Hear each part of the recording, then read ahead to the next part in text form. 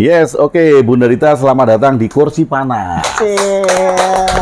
Udah kepanasan duluan, Pak. Rasain. Oke, kita melanjutkan segmen Kursi Panas, segmen baru di channel Teman Ngopi, dan mudah-mudahan segmen ini bisa memberikan inspirasi dari sudut pandang teman-teman yang berbagi di depan ini. Nah, oke. Bunda Rita, bagi Bunda Rita, jilbab itu apa sih? Saat ini, Pak ya. Saat ini, ya. Saat ini. Saat ini jadi kelengkapan apa? Outfit ya. Outfit. Kelengkapan outfit saya. Karena kalau pakai outfit kan saya nggak kelihatan, Pak, kalau udah ubanan, Pak. Oke. Nah, kalau begitu berarti Bunda Rita bahwa jilbab dan agama ini kaitannya apa? Kalau menurut Bunda Rita sekarang? Menurut saya nggak ada sih, Pak. Karena kan apa iya gitu, keimanan seseorang itu bisa dinilai hanya dari bajunya, dari outfitnya saja. Karena kalau melihat kasus-kasus di Indonesia terutama, Iya. kita memang tidak mendiskreditkan satu agama tertentu, tetapi ketika kasus-kasus yang terjadi, ya entah itu kejahatan korupsi atau entah itu cabul, ya, Iya. atau kejahatan-kejahatan yang lain, mereka yang melakukan itu, mengapa kok banyak dari orang-orang beragama? Menurut Bunda Rita, ini fenomena apa ini? Atau bahkan ketika mereka diadili, mereka menunjukkan identitas agama tertentu gitu. Itu fenomena apa ini kalau menurut Bunda Rita? Hanya berlindung di balik agama, Pak. Jadi mereka berlindung di balik agama supaya apa ya? Supaya orang tidak lagi menganggap dia melakukan hal yang salah. Padahal kan kalau menurut saya sendiri, gitu kan, saya dulu memang waktu saya memulai pakai jilbab memang ya ada suatu kejadian yang membuat saya. Tapi setelah berjalannya waktu saya memahaminya berbeda, gitu. Karena saya banyak melihat bahwa yang orang-orang yang memakai itu memang ya tidak menjadi secara otomatis membuat dia menjadi sesuai dengan agama yang dianut dia. Atau bisa nggak itu menjadi satu pelarian? Itu tadi, Pak, yang saya bilang berlindung di balik agama itu, iya. Ya, mungkin ini nggak persis ya. Saya punya pengalaman gini. Dulu kan ada orang-orang yang kemudian dipindahkan divisi. Jadi kita kan dulu kan di perusahaan itu ada membuka home base baru, divisi baru di Bali. Jadi Jakarta kemudian dipisah ke Bali, kemudian ditawarkan. Nah ternyata orang-orang yang memilih pindah ke Bali itu adalah orang-orang yang punya masalah di Jakarta dan pengen lari ke Bali. Ya masalah keluarga, masalah hutang, masalah apa, dia pengen menghindari itu dan pengen pindah ke Bali. Nah kira-kira banyak nggak, kalau menurut Bunda Rita ya, alasan-alasan atas dasar agama itu yang dipakai untuk pelarian seperti itu? Kalau saya lihat dari realitas yang ada di sekeliling saya, Pak ya, dari orang-orang yang ya katakanlah sering interaksi dengan saya, ngobrol dengan saya tentang hal-hal ini, saya lihat yang banyak, Pak. Nah Dan kira-kira saya sendiri juga apa ya agak istilah sedih, bukan sedih, miris, apa ya? atau? Iya, miris mungkin ya? lebih ke miris ya. Jadi ketika mereka melakukan sesuatu ini sebelum mereka supaya tidak ketahuan, Pak ya. Jadi alasan mereka supaya tidak ketahuan, kan kalau emang orang nggak biasa pakai itu tiba-tiba pakai kan mungkin wajahnya agak berubah itu. Nah, ketika mereka melakukan sesuatu itu, gitu kan, mereka memakai itu, dan itu nggak cuman bukan 1-2 lagi, nggak cuma 5-10 gitu. No, tapi saya pernah dengar bahwa identitas yang menyangkut agama itu menaikkan nilai jual gitu. Jadi ketika jualan itu harganya makin tinggi. itu kata orang ya. Jangan ditiru ya, Vi. Itu kata orang itu.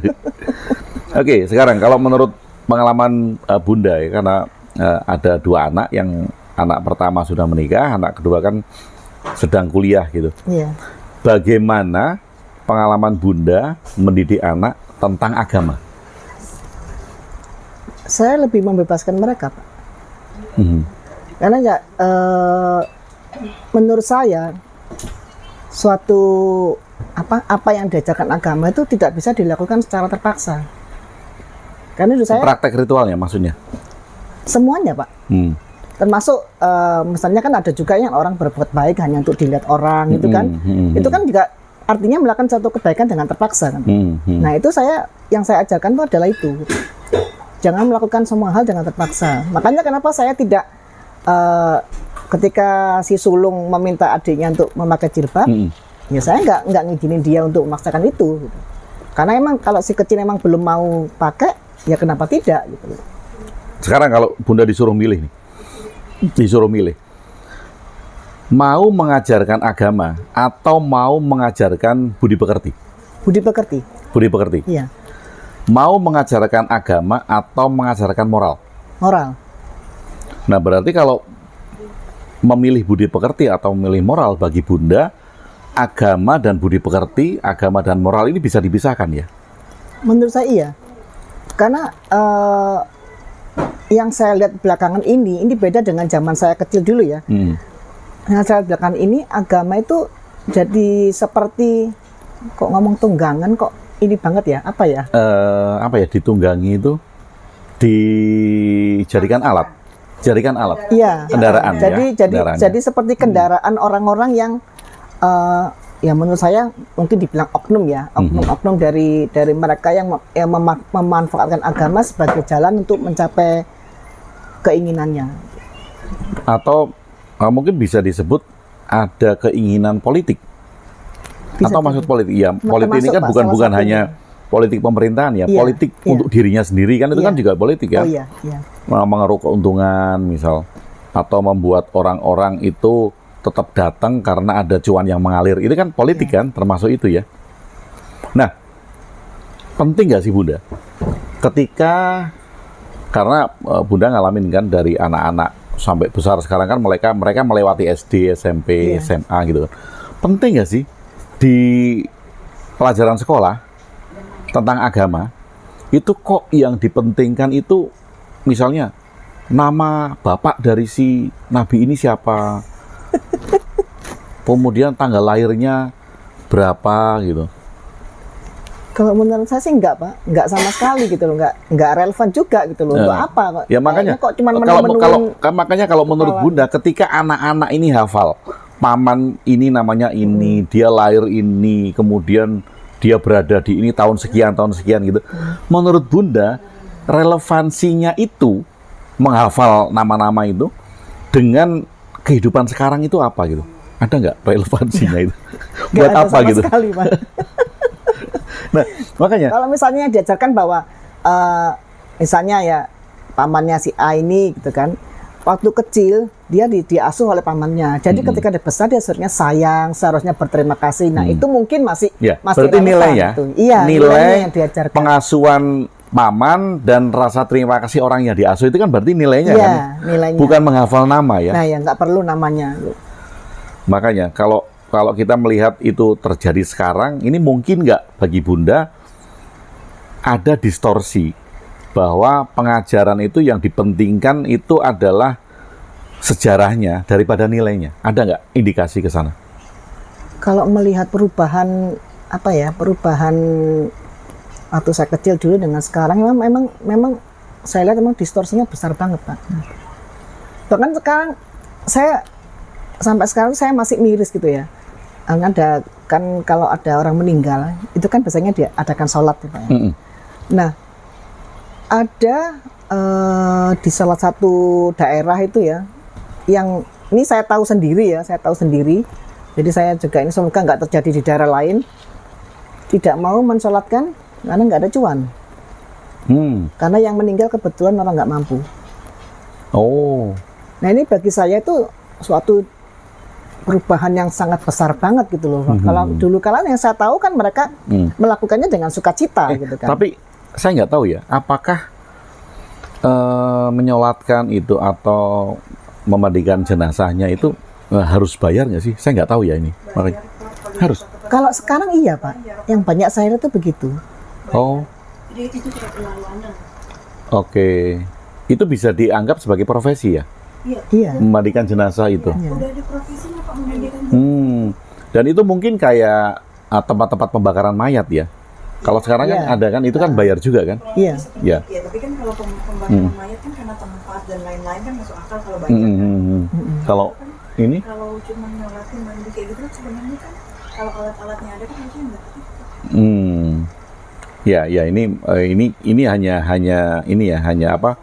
Contoh. Intermezzo atau refleksi ya, karena saya sendiri nggak tahu apakah itu bayar atau tidak gitu.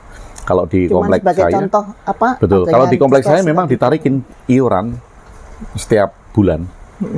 Setiap bulan itu sekian gitu, bisa dirapel selama 1 tahun untuk iuran itu gitu.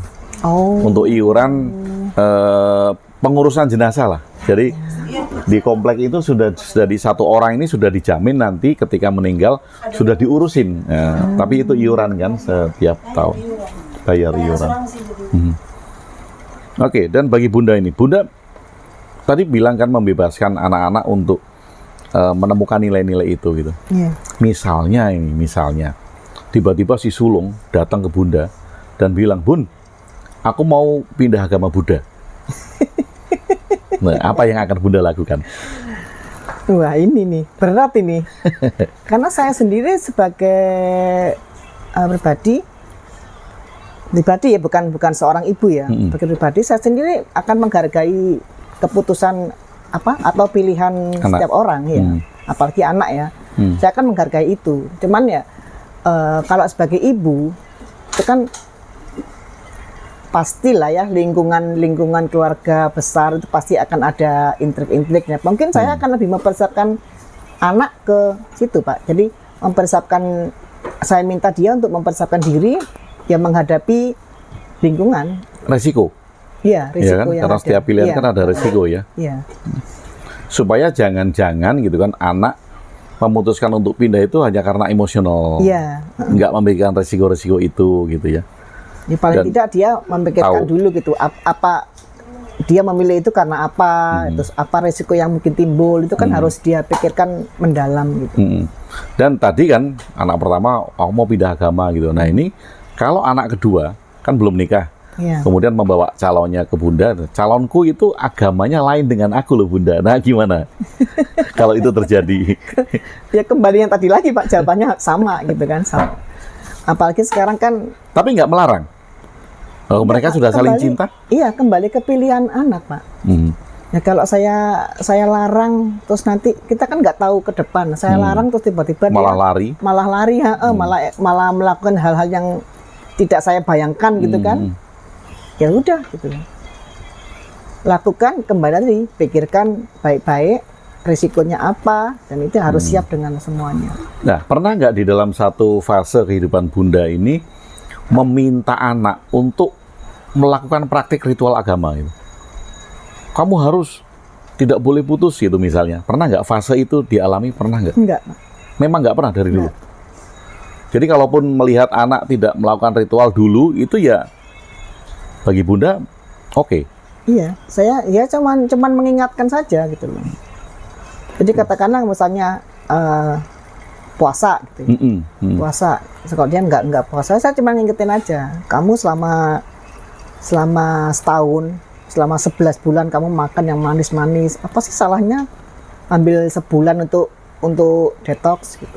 Tidak ikut-ikut menyampaikan satu ayat Untungnya sebagai saya bentuk kebenaran gitu. Nggak apa ayat.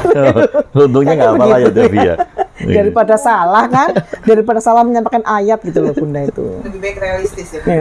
Oke, sekarang kalau Bunda melihat nih pergeseran nilai di masyarakat ketika mereka tidak mengimplementasikan hal-hal, oke lah kita ambil contoh yang sederhana aja ya, antri gitu atau buang sampah.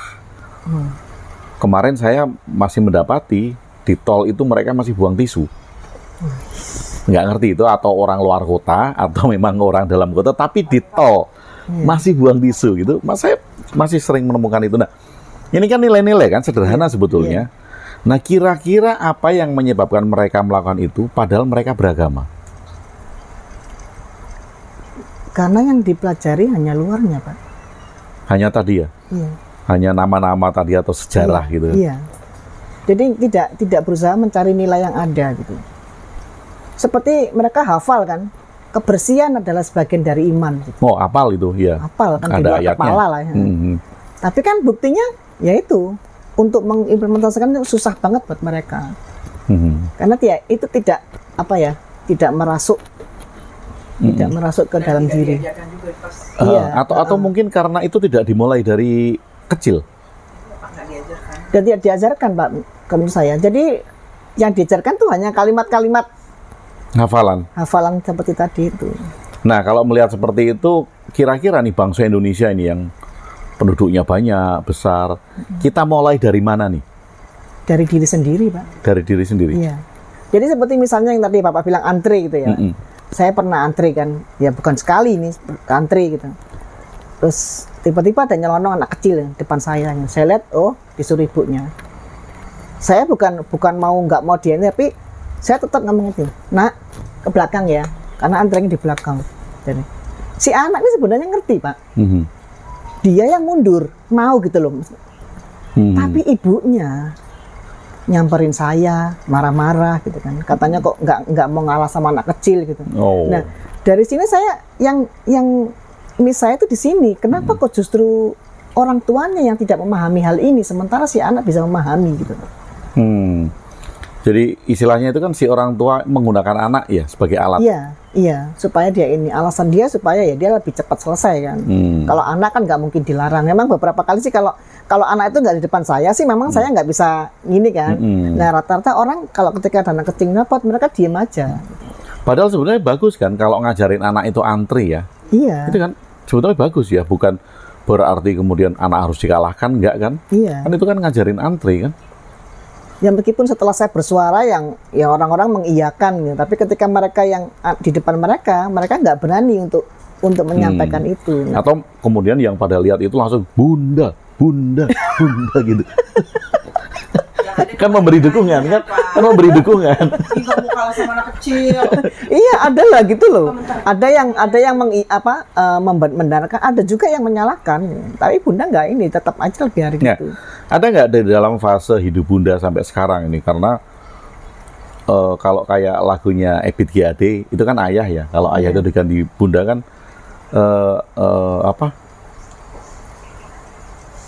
terlihat dari gurat wajahnya gitu, menyimpan asam garam kehidupan. Cie, gitu. Ebit GAD banget itu. Nah, ada nggak di dalam satu fase kehidupan Bunda itu sangat percaya bahwa hidup Bunda itu ada yang ngatur? Iya pasti ada melewati fase itu Pak saya.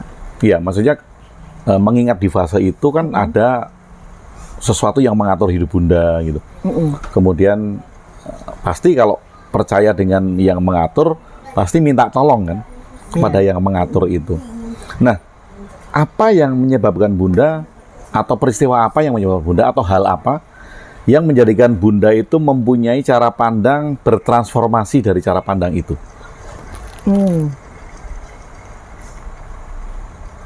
Bermula dari banyak muncul pertanyaan. Sebenarnya pertanyaan-pertanyaan itu muncul dari sejak SMA Pak ya.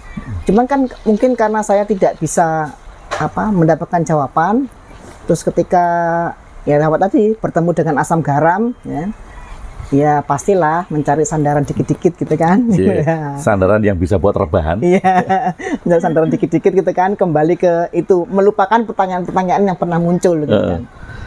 Nah, ketika dalam fase waktu itu anak sudah lahir semua, ketika sudah lahir semua tuh, nah saya mulai kembali lagi muncul pertanyaan-pertanyaan itu,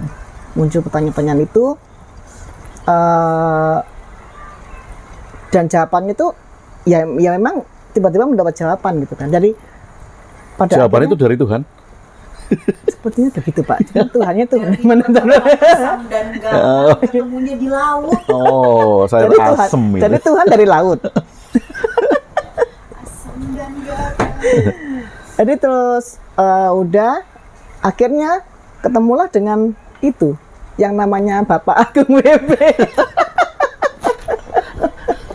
Dan bertemu dengan kelas 30 hari itu, wah ya itu. Dan informasi saya langsung ngebut, Pak. Cus gitu. Nah, sekarang Bunda, di Indonesia ini kan kita sebetulnya kan dilema ya. Maksud saya dilema itu karena ada ajaran budaya dan kemudian ada ajaran agama. Iya. Banyak orang yang tidak bisa membedakan antara budaya dan agama. Iya. Nah, menurut Bunda bagaimana supaya mudah orang untuk melihat bahwa budaya dan agama itu berbeda?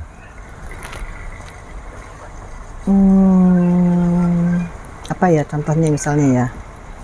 Contohnya tadi budaya itu kan cara makan itu kan budaya, cara berpakaian itu kan budaya. Oh iya.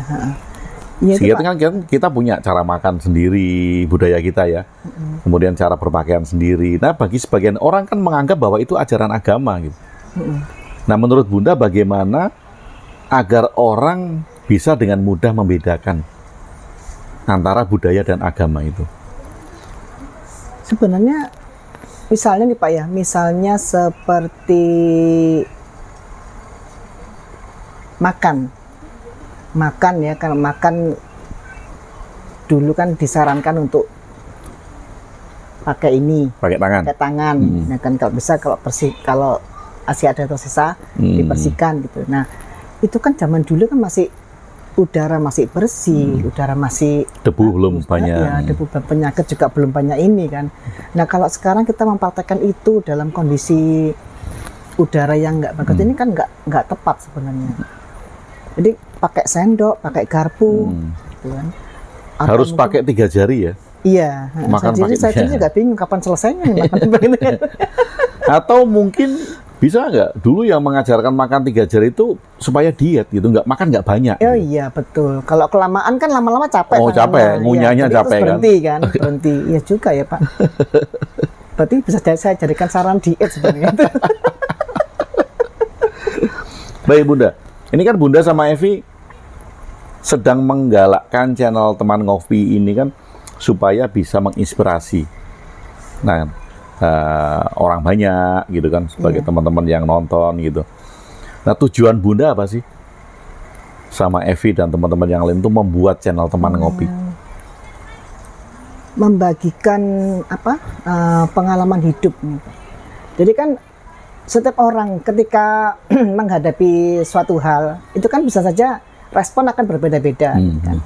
Jadi kan nggak ada salahnya kalau kita sering sharing, hal-hal yang baik gitu kan, atau misalnya tentang pendidikan, tentang kehidupan sosial, tentang apapun yang bisa kita sharingkan gitu. Jadi kalau harapan kami ya apa yang kami sarankan itu bisa bermanfaat untuk banyak orang gitu. Nah, sebetulnya channel Teman Ngopi ini mengajak orang untuk menjadi ateis gak sih? Sama sekali tidak, Pak. Kan yang dibicarakan Tuhan tidak ada, agama dan budaya gitu kan. Bagi sebagian orang menganggap bahwa ini mengajak untuk menjadi ateis itu sebenarnya ngajak nggak sih? Kami hanya mengajak untuk open mind, Pak. Hanya Berpikir itu saja. kritis ya. Iya, berpikir kritis. Jadi kalau open mind berpikir kritis berarti bagi Bunda apa yang ada di agama itu bisa dipertanyakan kembali. Bisa. Nah, Dan itu kalau kan bagi itu sebagian orang dosa loh. ya mungkin ya. Makanya itu kami hanya ingin menyampaikan apa yang pernah kami rasakan gitu kan. Apa yang pernah kami alami gitu. Misalnya kayak pertanyaan ini Bunda, di agama kan memberikan satu pengetahuan bahwa nabi-nabi itu diberikan wahyu oleh Tuhan gitu kan. Iya. Nah kemudian kita tanyakan di channel Teman Ngopi, kalau itu klaim sepihak, nggak ada saksinya, apakah betul wahyu itu ada? Ya kan contohnya gitu kan. Iya. Nah bagi Bunda itu pertanyaan oke gitu, bukan menyalahi aturan Oke, agama. Pak. Oke saja gitu. Jadi kan kalaupun ada sahabat teman ngopi yang belum memahami apa yang disampaikan, kan bisa kita ajak diskusi gitu, Pak. Jadi kalau emang belum mau ini, yuk komen aja atau bagaimana, nanti kita bisa diskusi, atau mau jadi duduk di sini boleh juga. Di kursi panas Iya. ya. Nanti Oke, ini pertanyaan terakhir. Berikan contoh pertanyaan kritis terhadap agama. yang dulu muncul pada saat saya awal Pak ya. Kenapa perempuan kok sepertinya ini banget gitu Didiskreditkan Iya. atau di nomor 2 kan gitu. Iya, itu dulu pertanyaan pertama yang muncul dalam pikiran saya. Atau jangan-jangan Bunda iri. Kok yang diberi hadiah bidadari itu hanya pria gitu. Terus aku dapat hadiah apa gitu, jangan-jangan iri. Kok saya nggak dapat bidadara gitu. Iya, Nanti saya request ya Pak, yang model-model Korea gitu. Oke, Bunda Dita, terima kasih untuk segmen Kursi Panas.